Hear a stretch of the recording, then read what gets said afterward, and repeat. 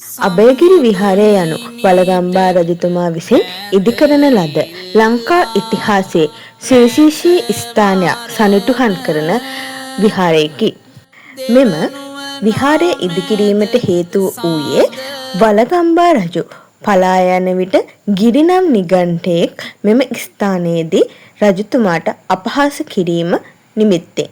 එතුමා නැවත රාජ්‍යත්වය ලබා ගැනීමෙන් පසු අපහාස කර ගිරි නිගණ්ඨයාගේ වාසභූමිය කඩා දමා එතුමාට යුද සමයේදී උදව් උපකාර කළ කුප්පිකුල මහාතිස්ස ස්වාමීන් වහන්සේට මෙම විහාරය පූජා කරන ලදී.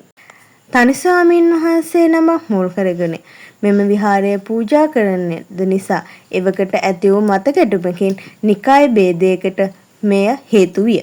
අභයගිරි පුරාණ විහාරය ඉන්දියාවේ නාලන්දාව තරම් විශාල වැදගත්කමක් එකතු කරන වූ ස්ථානයකි.